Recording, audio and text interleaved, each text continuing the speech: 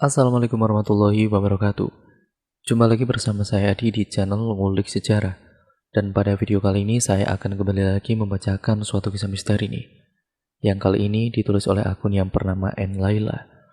Nah, cerita kali ini berjudul tentang kisah tumbal penglaris warung soto. Nah, daripada kita lama-lama bagaimana ceritanya, daripada kita penasaran juga, mari kita langsung saja menuju ke ceritanya. Namun sebelum itu, seperti biasanya saya mengingatkan, nama toko sudah disamarkan. Karena itu privasi dan untuk keamanan dan kenyamanan bersama juga. Dan jangan lupa untuk menggunakan earphone terbaik kalian agar kalian mendengarkan cerita ini mendapatkan kualitas audio yang jauh lebih baik. Yuk daripada kita lama-lama, kita langsung saja menuju ceritanya. Perhatikan baik-baik karena ceritanya akan segera saya mulai. Dan jangan lupa tonton sampai akhir ya teman-teman, karena di akhir ceritanya benar-benar sangat menarik.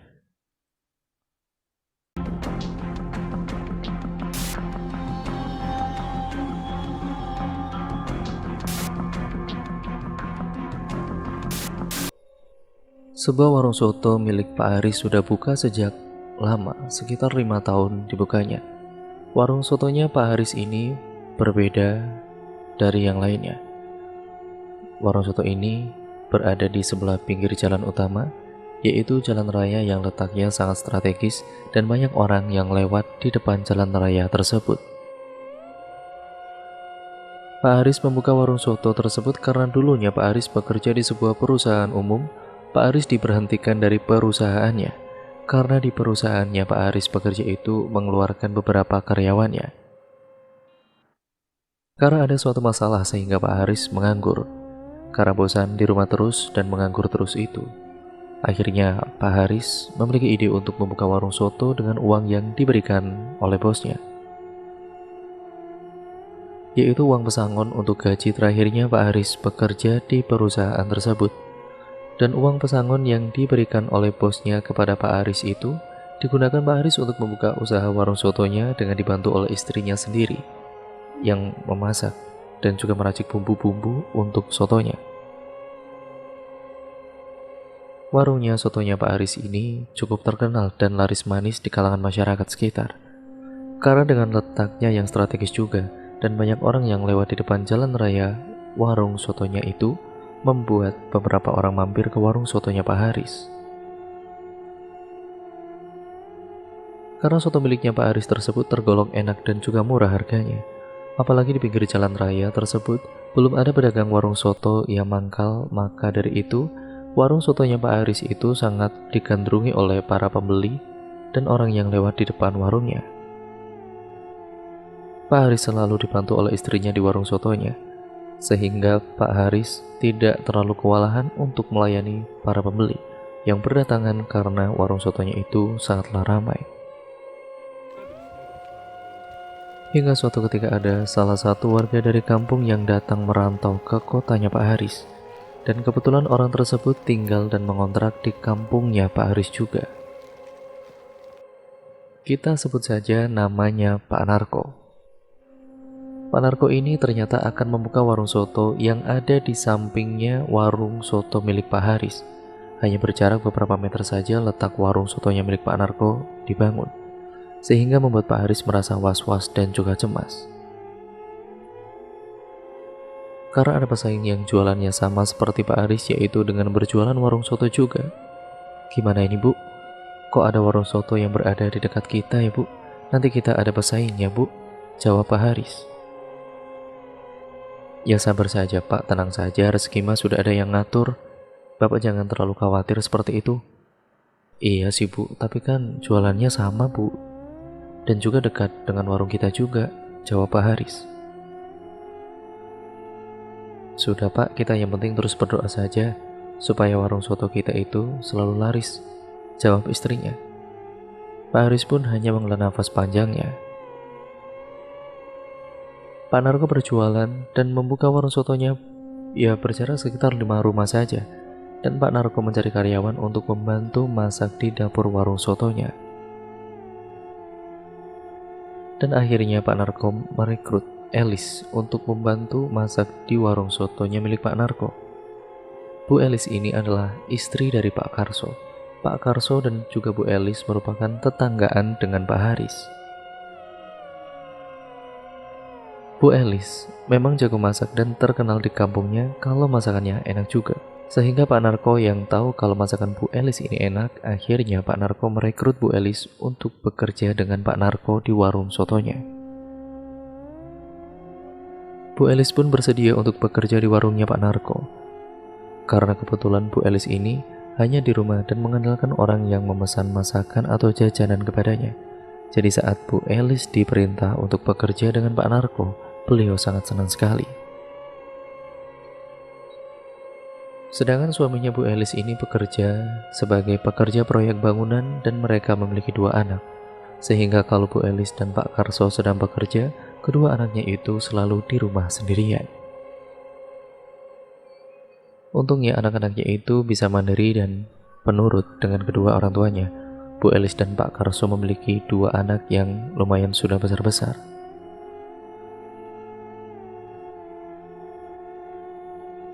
Anak pertamanya laki-laki yang berusia 17 tahun, dan dia duduk di kelas 2 SMA. Sedangkan anak keduanya perempuan yang duduk di kelas 1 SMP. Kedua anaknya itu saling menyayangi dan tidak pernah bertengkar sama sekali.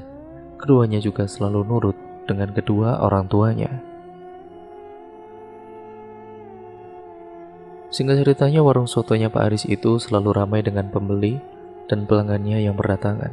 Sedangkan warung sotonya Pak Narko masih sepi. Ya mungkin karena warungnya baru buka, jadi ya masih belum ada orang yang berkenan untuk datang ke warung sotonya Pak Narko. Ada namun hanya 1 atau 2 orang saja. Hingga suatu ketika ada beberapa pembeli yang datang ke warung sotonya Pak Haris dan mengatakan warung soto milik Pak Haris ini enak dan murah. Ya tidak seperti warung sebelah yang harganya mahal, ucapnya. Pak Haris yang menguping dan mendengar perkataan pembelinya itu merasa lega karena ternyata semuanya tidak suka dengan warung makan Pak Narko karena harganya mahal dan porsinya juga sedikit. Suatu ketika warung sotonya Pak Narko itu selalu sepi, tidak ada orang yang membeli ke warung sotonya sehingga membuat Bu Elis merasa bersalah karena Bu Elis merasa masakannya itu tidak enak. Karena pernah ada salah satu pembeli yang datang ke warung sotonya Pak Narko sekali dan setelah itu tidak pernah datang lagi ke warung sotonya Pak Narko. Saat pulang bekerja dari warung sotonya Pak Narko, Bu Elis pun menceritakan semuanya kepada suaminya yang sedang duduk di ruang tamu sembari mengisap batang rokoknya.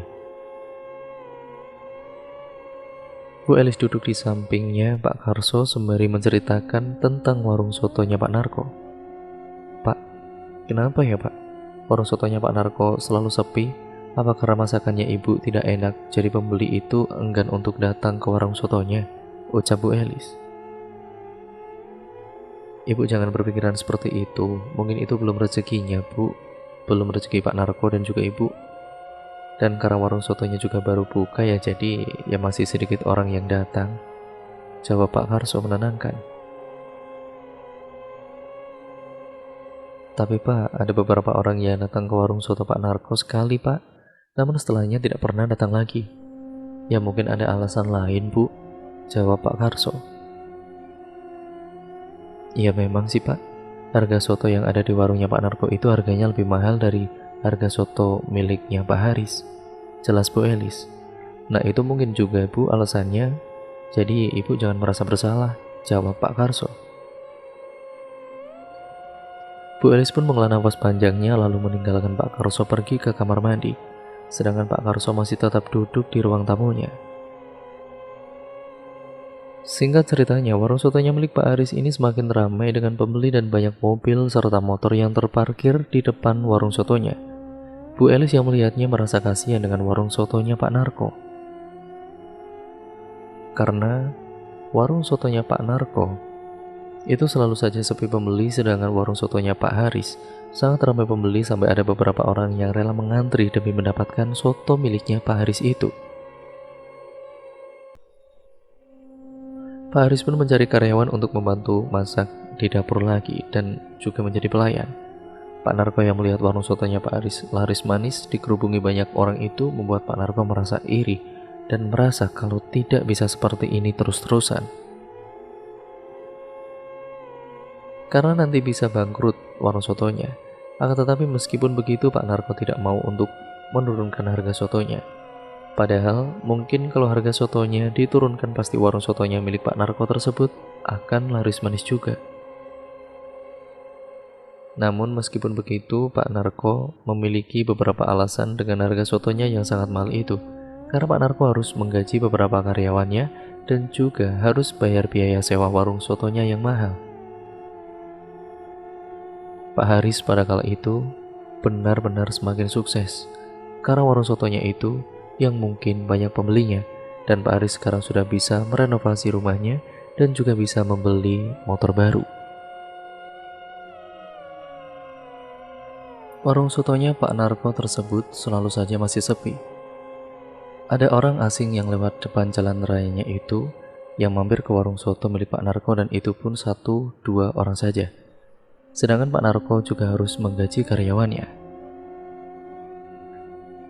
Terkadang semua masakan Bu Elis ini dan juga temannya itu harus dibuang dengan paksa, ya karena tidak ada yang mau datang untuk membeli sotonya.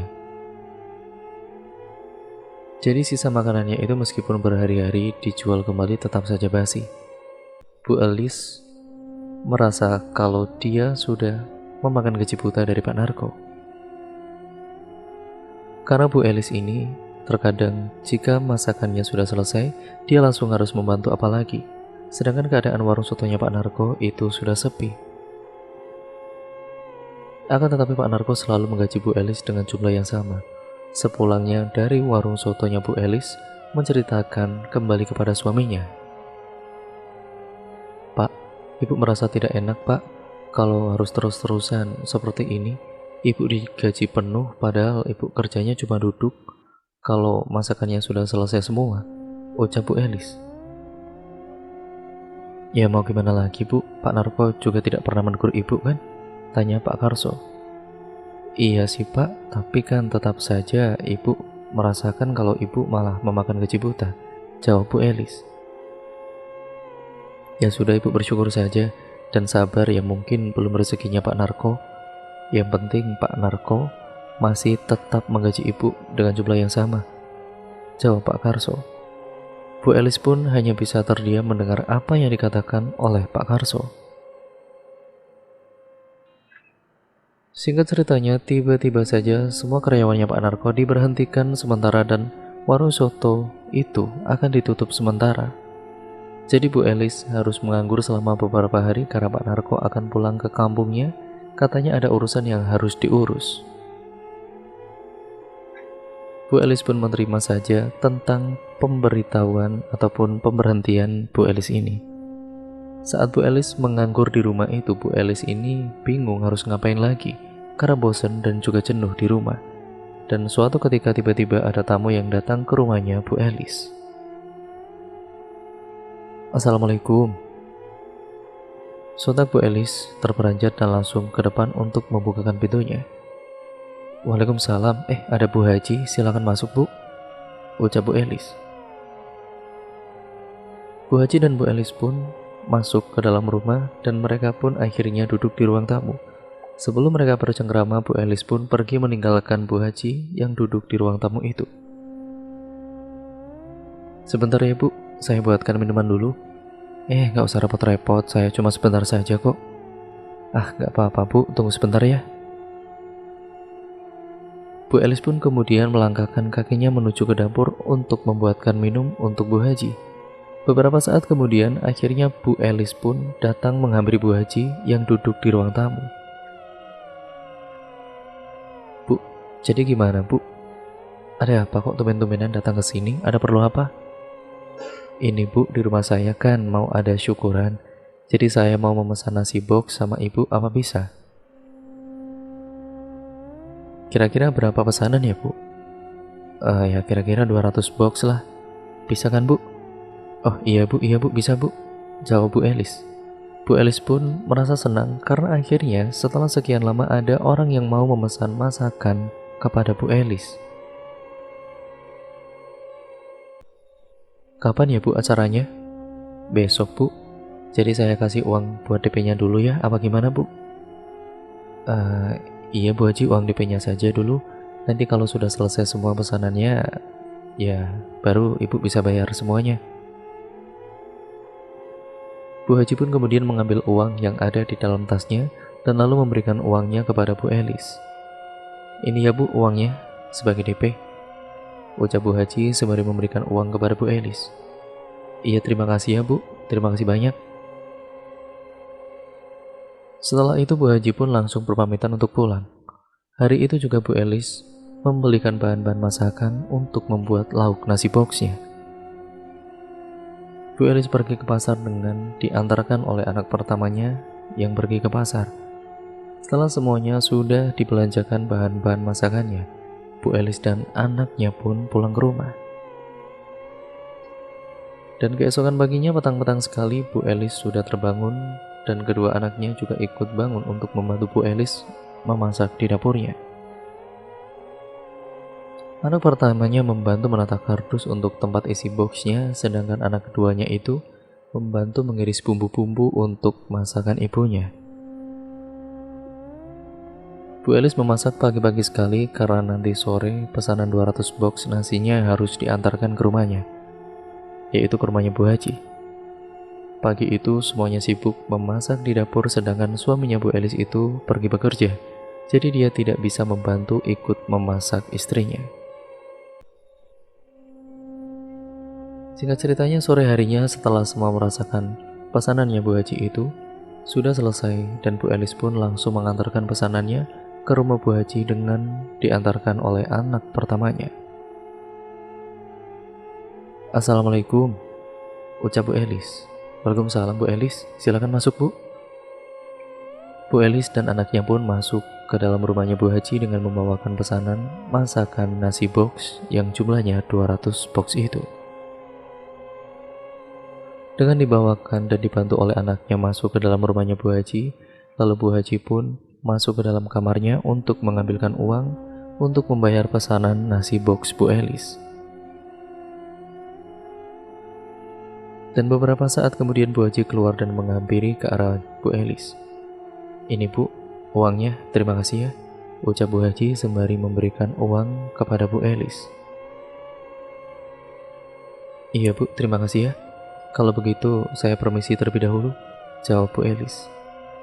Lalu Bu Elis dan anaknya pun pulang ke rumahnya dengan hati yang senang. Singkat ceritanya, seminggu kemudian Pak Narko sudah kembali lagi ke kampungnya Bu Elis. Dan Bu Elis pun dipanggil kembali untuk bekerja di warung sotonya Pak Narko.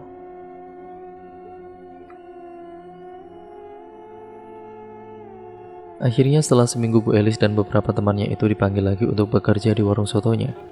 Namun ada banyak perubahan yang terjadi dengan Pak Narko.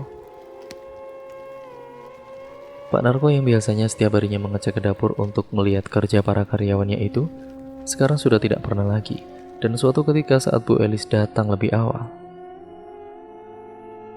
Bu Elis melihat kalau Pak Narko sedang menabur entah apa itu. Bu Elis tidak tahu.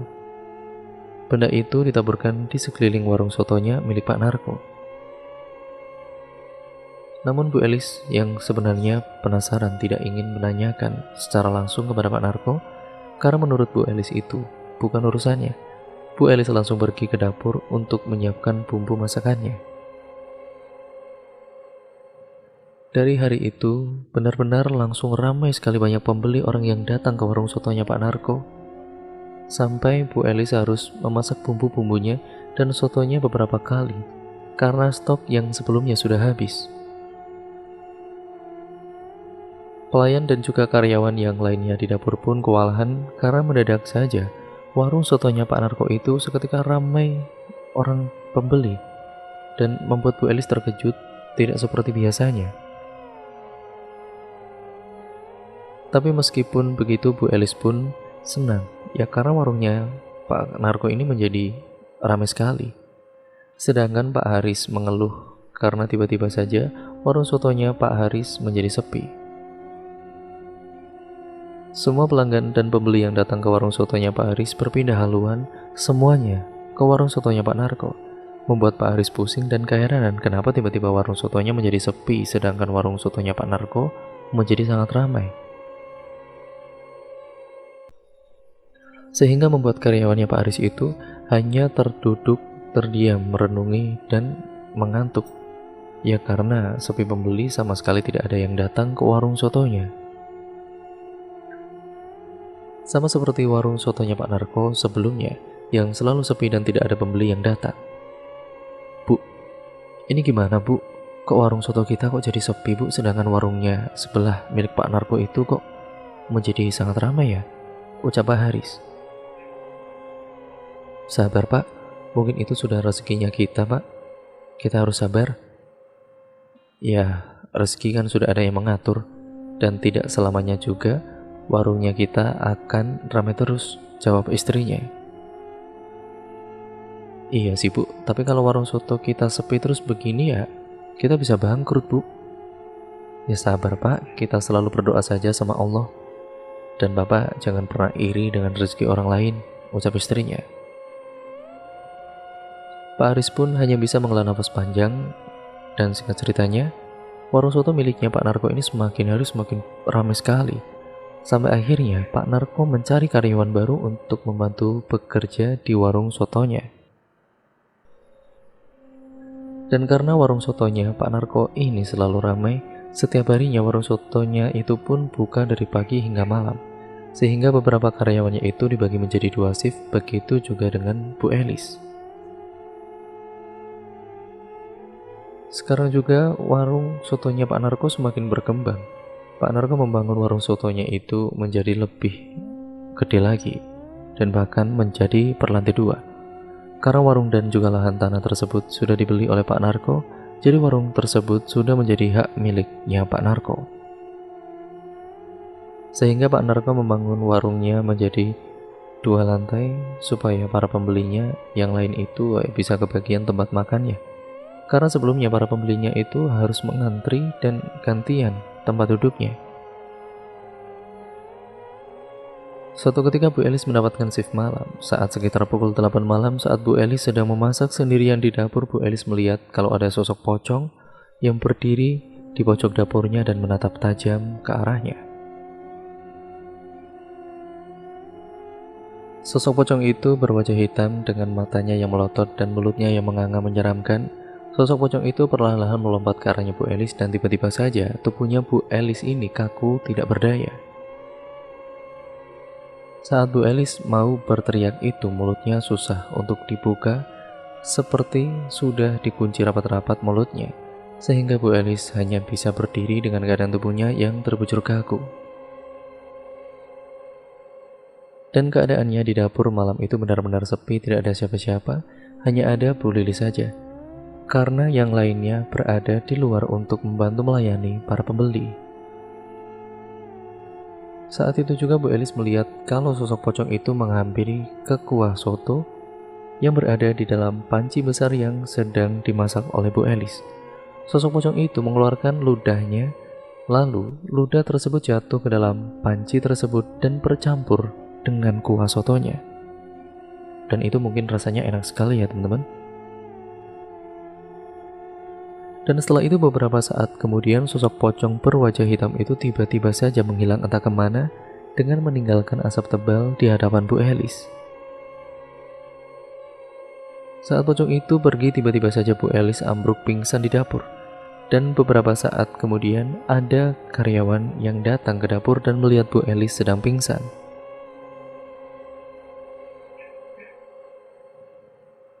Sontak karyawan tersebut pun berteriak dan terkejut melihat Bu Elis pingsan. "Tolong, tolong!" teriak beberapa karyawan yang lainnya termasuk Pak Narko pun datang ke dapur untuk melihat apa yang sebenarnya terjadi. Weh, ada apa ini?" teriak Pak Narko. "Ini Pak, Bu Elis sudah pingsan di lantai dari tadi. Bawa masuk ke kamar supaya dia sadar dulu," perintah Pak Narko. Dan beberapa karyawan yang laki-laki membantu untuk mengangkat tubuhnya Bu Elis untuk dibawa ke dalam kamar. Setelah sampai di kamarnya, Bu Elis dijaga oleh 2 karyawan tersebut. Mencoba mengolesi minyak kayu putih di hidungnya Bu Elis juga.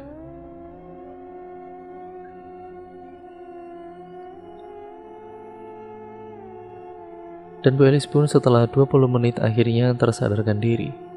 Karyawan tersebut pun mencoba menanyakan kepada Bu Elis kenapa Bu Elis ini bisa pingsan. "Ibu tadi kenapa bisa pingsan, Bu?" Namun Bu Elis tidak mau menceritakan apa yang sudah dilihatnya tadi. Bu Elis berpura-pura kalau dia pingsan karena sudah kecapean bekerja karena warung sotonya itu ramai terus. Nggak apa-apa kok. Ibu cuma kecapean saja, kan akhir-akhir ini warung sotonya Pak Narko kan selalu ramai. Jadi ya ibu mungkin kecapean, jawab Bu Elis berbohong. Oh kalau gitu, Bu Elis pulang saja daripada nanti ibu jadi sakit, ucapnya.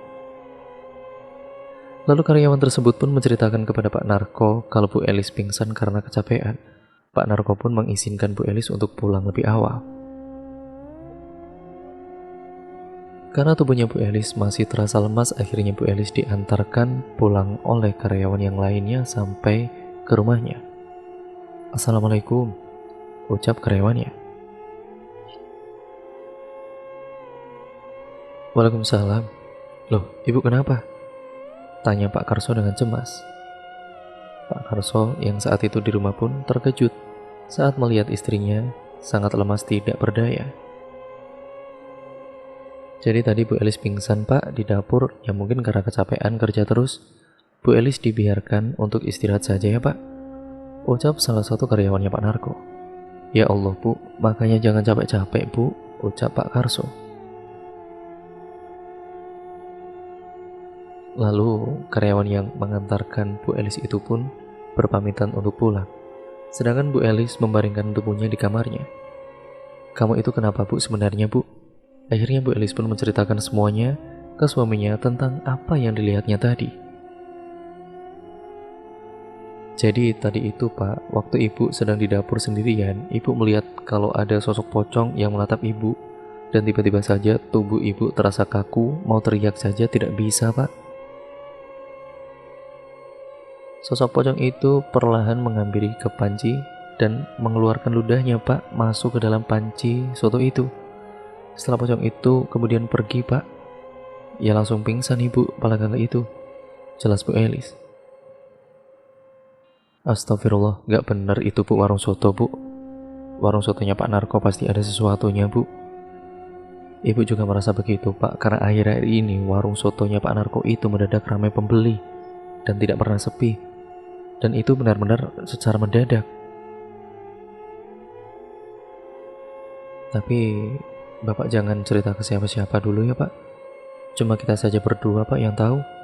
"Iya Bu, Ibu hati-hati ya Bu kerjanya di sana dan selalu berdoa," ucap Pak Karso. Iya Pak," jawab Bu Elis dengan singkat. Singkat ceritanya, warung sotonya Pak Aris itu semakin hari semakin sepi pembeli. Bahkan hari-harinya hanya beberapa saja yang datang dan bisa dihitunglah dengan jari. Pernah juga hari itu warung sotonya Pak Aris tidak ada yang datang untuk membeli sama sekali. Maka dari itu Pak Aris pun memberhentikan para karyawan dengan baik-baik karena Pak Aris sudah tidak sanggup untuk membayar karyawan tersebut. Jadi Pak Aris hanya menjaga warung sotonya itu berdua saja dengan istrinya seperti dulu lagi. Pak Haris pun bingung harus bagaimana, sedangkan mata pencahariannya keluarganya itu ya dengan menjual soto itu satu-satunya. Akan tetapi akhir-akhir ini warung sotonya selalu sepi dan tidak ada yang datang, membuat Pak Haris pusing dan juga stres karena harus memikirkan uang modal dan memutar kembali modalnya. Sementara uangnya itu sudah semakin menipis karena kerugiannya. Suatu ketika Bu Elis datang shift pagi, tiba-tiba saja Bu Elis mencium bau anyir darah dan sangat busuk sekali baunya. Sama seperti yang saat itu Bu Elis melihat ada pocong di hadapannya, dan seketika Bu Elis merinding dan bulu kuduknya berdiri. Namun sosok pocong itu tidak menampakkan wujudnya di hadapannya Bu Elis. Beberapa karyawan lain pun merasakan mereka itu mencium bau bangkai dan benar-benar yang sangat busuk. Namun Bu Elis tidak mau menceritakan apapun kepada yang lainnya, padahal Bu Elis tahu kalau itu pasti sosok pocong datang ke dapur. Tiba-tiba saja saat itu terdengar suara teriakan karyawan yang lainnya yang sedang berada di dalam kamar mandi. Lalu Bu Elis dan yang lainnya pun bergegas melihat ke kamar mandi apa yang sebenarnya terjadi. Ada apa? Ada darah. Darah apa? Mana darahnya? Tanya Bu Elis. Ah, ngaco kamu, halusinasi pasti, ucap karyawan lain. Beneran Bu, aku melihat ada darah yang ada di dalam gayung. Air itu tadi berubah menjadi darah. Sudah, kamu pasti kecapean, istirahat saja dulu sana, ucap Bu Elis. Akhirnya, karyawan tersebut pun memucat wajahnya dan tubuhnya terasa lemas. Karyawan itu pun istirahat di dalam kamar yang ada di dalam warung soto tersebut. Brak! Saat itu juga terdengar suara tabrakan di depan warung sotonya Pak Narko. Ternyata ada sebuah mobil yang bertabrakan dengan sebuah truk.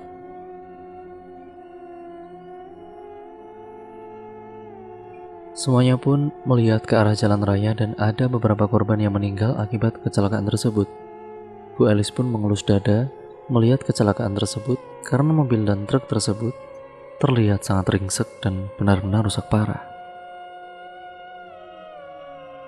Singkat ceritanya, akhir-akhir ini warung makannya Pak Narko hawanya menjadi beda.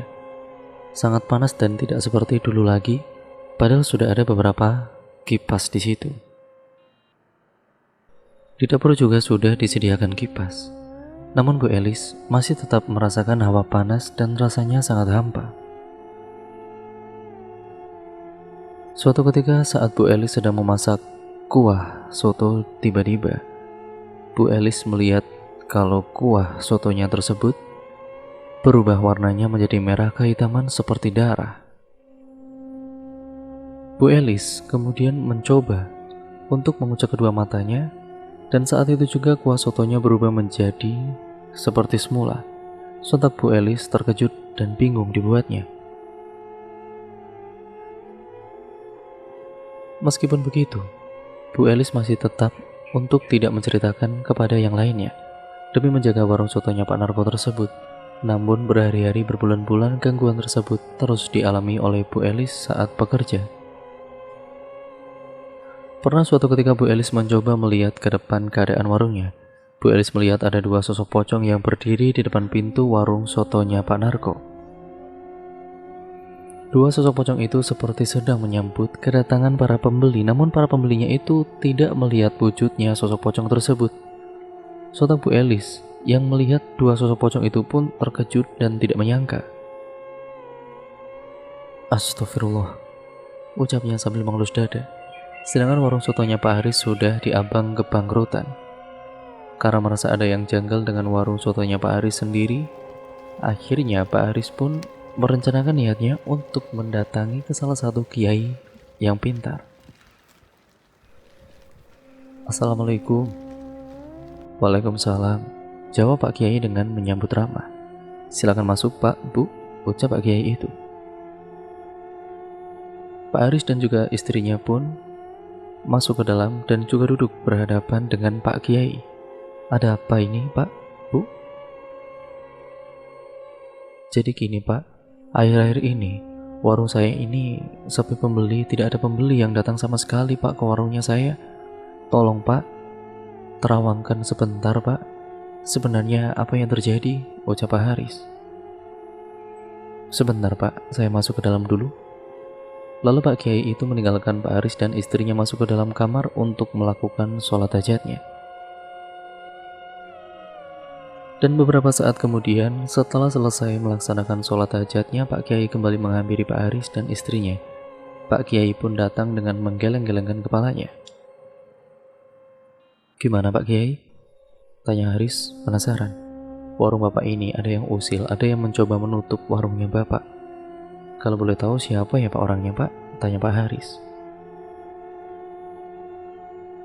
Kalau itu saya tidak berani mengucapkannya Pak. Ya karena nantinya takut timbul fitnah Pak, jawab Pak Kiai. Lalu Pak Kiai memberikan sebotol air putih yang sudah dicampurkan dengan garam kepada Pak Haris. Air putih yang sudah dicampur dengan garam itu sudah didoakan oleh Pak Kiai. Ini Pak, nanti dicipratkan ke sekeliling warung sotonya Bapak saat malam hari supaya tidak ada yang melihat air putih ini. Sudah saya campurkan dengan garam yang sudah saya doakan, ucap Pak Kiai sembari memberikan sebotol air putih itu. Setelah menerima air putih yang sudah dicampur dengan garam dari Pak Kiai itu, lalu Pak Haris dan istrinya pun pulang. Dan malam harinya, Pak Haris dan istrinya datang ke warung sotonya untuk menciprat-cipratkan air putih garam yang diberikan dari Pak Kiai. Keesokan harinya, warungnya Pak Haris ini sudah kembali normal lagi. Ada beberapa orang yang datang, cukup banyak yang datang dari sebelumnya, sehingga Pak Haris merasa senang karena dagangannya kembali lari seperti semula. Dan warung sotonya milik Pak Narko juga masih tetap sama ramai, namun tidak seramai hari-hari sebelumnya. Setelah mengetahui kalau warungnya sotonya Pak Haris itu mulai ramai kembali, Pak Narko kembali mengambil tindakan, yaitu kembali mendatangi dukun yang ada di kampungnya. Pak Narko pamit kepada karyawannya akan pulang kampung dengan alasan ada saudaranya yang sedang sakit. Padahal sebenarnya Pak Narko akan mendatangi dukun yang sudah membantunya selama ini. Namun warung sotonya Pak Narko masih tetap dibuka oleh para karyawannya. Pak Narko izin beberapa hari untuk pulang ke kampungnya. Singkat ceritanya, warung sotonya Pak Haris kembali ramai dan sekarang warung sotonya Pak Narko terlihat sedikit sepi karena semuanya sudah kembali lagi ke warung sotonya Pak Haris. Setelah satu ketika, saat Bu Elis sedang memasak di dapurnya, Bu Elis mendengar ada suara wanita yang sedang bersenandung. Namun saat Bu Elis mencari ke sana kemari, ternyata tidak ada siapa-siapa. Seketika bulu kuduknya Bu Elis berdiri semuanya. Namun sepertinya hanya Bu Elis saja yang mendengar suara wanita bersenandung itu. Karena karyawan yang lainnya juga ada di dapurnya, tapi tidak mendengar ada suara wanita yang bersenandung tersebut. Kalian dengar gak? Ada suara wanita yang bersenandung. Enggak, emangnya siapa? Ya gak tahu. Ibu mendengar ada suara wanita yang sedang bersenandung. Aneh sekali. Enggak dengar Bu, jawabnya. Akhirnya, pada kala itu suasana seketika menjadi hening, dan suara wanita bersenandung itu semakin terdengar keras. Dan kali ini Bu Elis serta karyawan yang lainnya juga ikut mendengarnya. Serta karyawan yang lain yang ada di dapur itu takut karena suara itu seketika berubah menjadi suara wanita yang menyinden. Pada saat itu, Bu Elis dan karyawan yang lainnya bekerja lebih santai dari biasanya karena kondisi warung sotonya itu mendadak sepi, tidak ada pembeli seperti biasanya.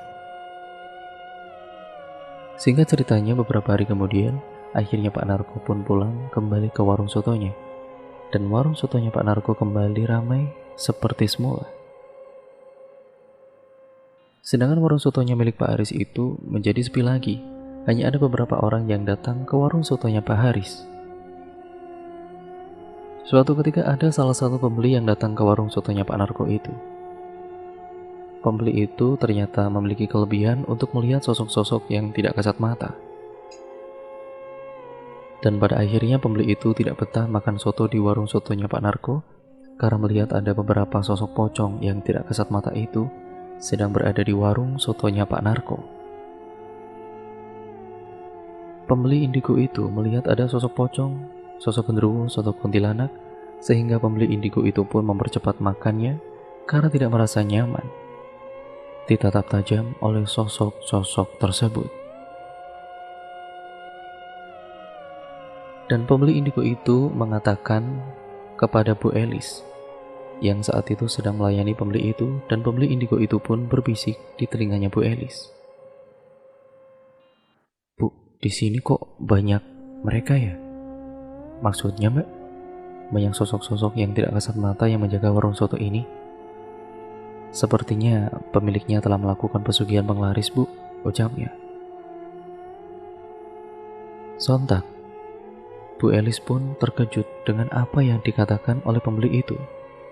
Suatu ketika di warungnya Pak Narko, ada yang tiba-tiba sakit perut dan beberapa hari kemudian setelah makan sotonya Pak Narko, sakit dan kemudian dia meninggal. Katanya si orang itu saat ke toilet tidak sengaja menyenggol pot bunga yang ada di depan toiletnya, dan pot bunga itu terjatuh hingga pecah, sehingga sosok penunggu yang ada di dalam pot bunga itu kemudian sangat marah. Sehingga orang itu menjadi korban tumbal selanjutnya karena telah merusak tempat yang ditempati sosok tersebut. Dan pernah ada suatu ketika ada anak kecil yang berlarian di depan warung sotonya Pak Narko itu terjatuh karena tersandung batu. Tiba-tiba saja anak kecil tersebut pingsan karena kepalanya terbentur oleh aspal halaman warung sotonya Pak Narko. Dan ternyata anak kecil tersebut kemudian tidak lama meninggal dunia. Saat dibawa ke rumah sakit, dokter menyatakan bahwa anak kecil tersebut meninggal dunia karena diakibatkan gegar otak.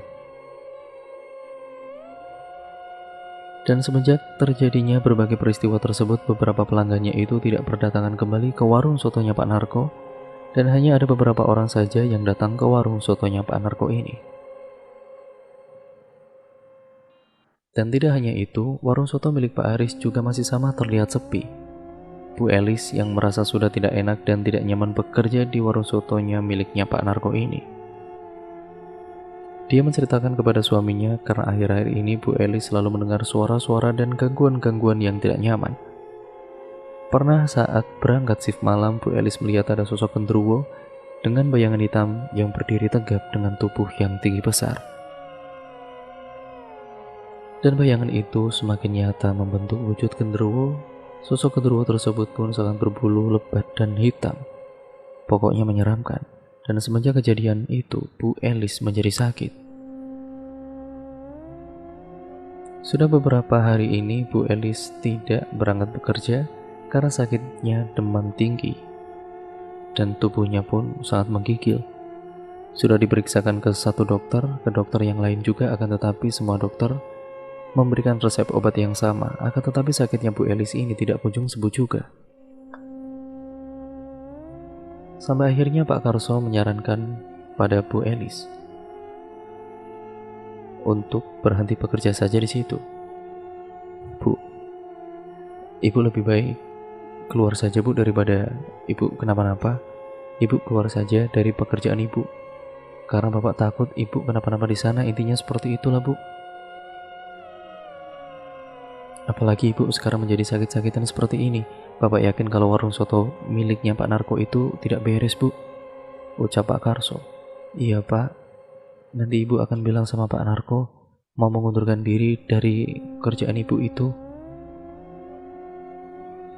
Beberapa hari kemudian setelah Bu Elis sudah lebih baik, Bu Elis berangkat ke warung untuk berpamitan kepada Pak Narko kalau Bu Elis mau berhenti bekerja dari warung sotonya. Pak, maaf Pak, saya sepertinya mau mengundurkan diri dari pekerjaan ini. Saya mau keluar dari kerjaan ini Pak. Ya sudah kalau begitu, jika itu keinginan Ibu, saya tidak akan memaksa. Terima kasih ya Bu, Ibu sudah mau bekerja di sini selama ini, ucap Pak Narko. Iya Pak, sama-sama Pak. Saya juga terima kasih karena Bapak sudah mempercayakannya kepada saya, jawab Bu Elis. Setelah Bu Elis keluar dari kerjaannya itu, Bu Elis tiba-tiba sakit sama seperti waktu itu. Malah kali ini Bu Elis semakin parah sakitnya. Dengan perutnya yang kesakitan dan perutnya Bu Elis ini merasakan sangat kaku dan membengkak. Akhirnya Pak Karso pun membawa Bu Elis untuk diperiksa. Namun saat diperiksa oleh dokter, katanya Bu Elis itu tidak menderita sakit secara medis. Dan karena merasa ada kejanggalan yang terjadi dengan istrinya Pak Karso, yaitu Bu Elis, akhirnya Pak Karso membawa Bu Elis ke salah satu Pak Ustadz untuk menanyakan apa yang sebenarnya terjadi dengan istrinya. Assalamualaikum, ucap Pak Karso. Waalaikumsalam, silakan masuk. Bu Elis dan juga Pak Karso pun masuk ke dalam rumahnya Pak Ustadz. Ada apa ini Pak? Istri Bapak kenapa? Tanya Pak Ustadz. Nggak tahu Pak, istri saya kenapa ini? Tolong istri saya Pak. Lalu Pak Ustadz pun memerintahkan kepada Pak Karso untuk istrinya dibaringkan di atas kasur. Pak, Istrinya dibaringkan di atas kasur ya Pak, ucap Pak Ustadz. Pak Karso pun membaringkan istrinya di atas kasur yang sudah disediakan oleh Pak Ustadz. Setelah Bu Elis berbaring di atas kasurnya, Pak Ustadz pun mulai membacakan ayat-ayat suci Al-Quran. Dan saat Pak Ustadz sedang membacakan ayat-ayat suci Al-Quran, tiba-tiba saja perutnya Bu Elis itu semakin membesar seperti orang yang sedang hamil. Dan Bu Elis terus merintih kesakitan dan tubuhnya memberontak, hingga akhirnya Bu Elis dipegangi oleh tangannya Pak Karso dengan kuatnya. Setelah selesai didoakan, tiba-tiba saja Bu Elis memuntahkan darah yang disertai dengan bau busuk. Seketika itu juga Bu Elis pun lemas dan Pak Ustadz pun memberikan segelas air putih kepada Bu Elis.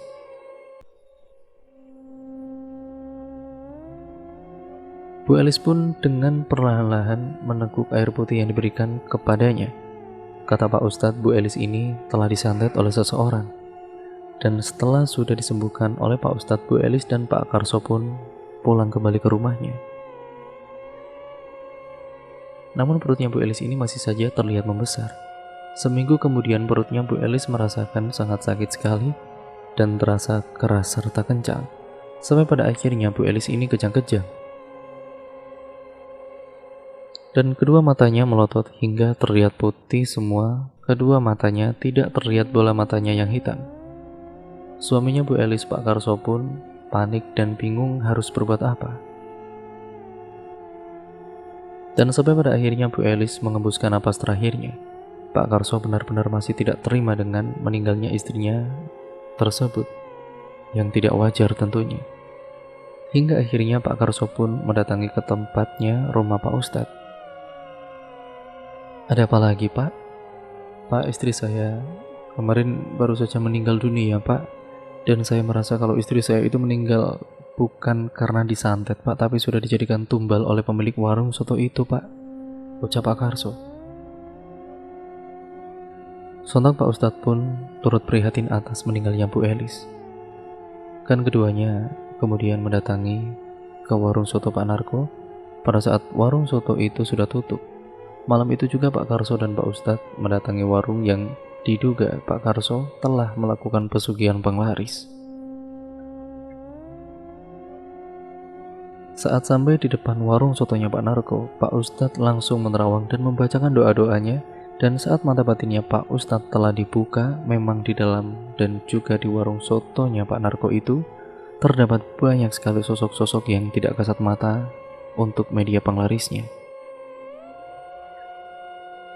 Pantas saja saat Pak Ustadz baru saja datang di depan warung sotonya Pak Narko, Pak Ustadz merasakan hawa yang sangat panas sekali.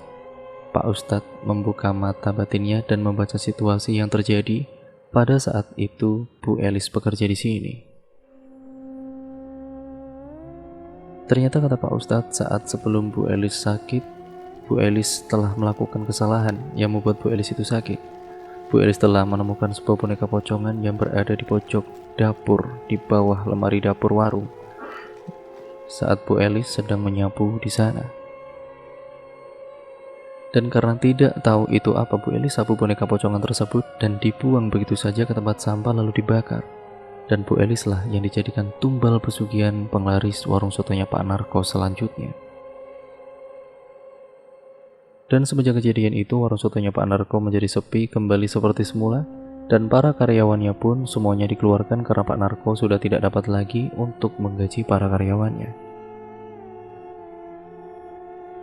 Semenjak mengetahui hal tersebut, keesokan harinya Pak Karso dan Pak Ustadz mengajak para warga yang lainnya untuk mengusir saja Pak Narko dari kampungnya. Semua warga berbondong-bondong datang ke warung sotonya Pak Narko dan berteriak-teriak, "Pak Narko, keluar Pak Narko!" teriak para warga. Pak Narko yang mendengar ada keributan di depan warung sotonya pun langsung keluar menemuinya. "Ada apa ini Pak, bapak-bapak?" tanya Pak Narko. "Pergi dari kampung ini Pak, karena Bapak sudah membuat istrinya Pak Karso meninggal dan Bapak sudah melakukan pesugihan penglaris," teriak salah satu warga. "Betul itu, pergi dari kampung ini Pak," timbal yang lainnya. "Bentar-bentar, maksudnya bagaimana ya bapak-bapak?" Saya tidak mengerti. Ucap Pak Narko berpura-pura tidak tahu. Alah, jangan pura-pura. Tidak tahu. Bapak itu sudah melakukan pesugihan penglaris dan Bu Elis yang sudah dijadikan tumbal. Bukan begitu Pak Ustadz, ucapnya. Iya Pak, lebih baik Bapak jujur saja, karena sudah tahu, jawab Pak Ustadz. Karena sudah terlanjur malu dan sudah ketangkap basah, akhirnya Pak Narko pun mengakui kesalahannya kalau Pak Narko sudah melakukan pesugihan penglaris dan sudah menumbalkan Ibu Elis, mantan karyawannya. Dan sejak kejadian itu, Pak Narko akhirnya mengalah dan sudah malu. Akhirnya Pak Narko pergi dari kampung tersebut dan pindah ke kampung asalnya yang ada di kota lain. Pak Haris yang saat itu menyaksikan apa yang terjadi dengan Pak Narko, akhirnya Pak Haris meminta bantuan kepada Pak Ustadz untuk meminta tolong di Rewang ataupun di Terawang warung sotonya. Dan kata Pak Ustadz, warung sotonya Pak Haris akhir-akhir ini menjadi sepi karena sudah ditutup oleh sosok genderuwo di depan warung sotonya Pak Haris. Makanya dari itu, warung sotonya Pak Haris menjadi tidak ada yang datang ke situ. Ya karena orang-orang yang lewat di depan warung sotonya Pak Haris melihat kalau warung sotonya Pak Haris itu selalu tutup. Padahal warung soto Pak Haris dan istrinya selalu buka setiap harinya.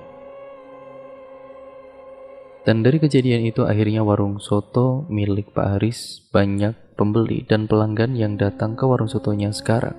Warung sotonya malah semakin maju dan semakin laris manis. Sedangkan Pak Narko entah bagaimana kabarnya. Yang jelas beliau sudah kembali ke tempat asalnya. Dan warung soto milik Pak Narko itu terbengkalai dan sekarang menjadi angker.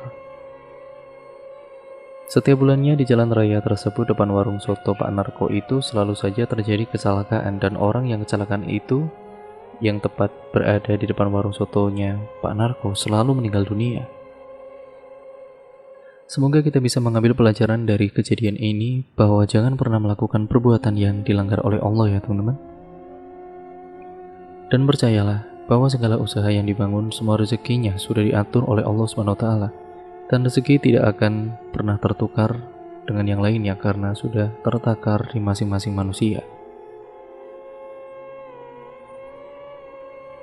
Dan cerita pun akhirnya selesai sampai di sini ya teman-teman. Terima kasih untuk kalian semua yang sudah menyimak video kali ini dan cerita kali ini. Semoga kalian terhibur. Dan jangan lupa untuk kalian like, comment, dan share video kali ini sebanyak-banyaknya. Jangan lupa untuk kalian subscribe untuk kalian yang belum. Dan jangan lupa pula untuk nyalakan tombol lonceng notifikasinya agar kalian tidak ketinggalan video terbaru selanjutnya dari channel ini karena akan terus mendapatkan notifikasi video terbarunya. Sekian video ini saya akhiri, kurang lebihnya mohon maaf dan sampai berjumpa di video terbaru selanjutnya dari channel Ngulik Sejarah. Wassalamualaikum warahmatullahi wabarakatuh.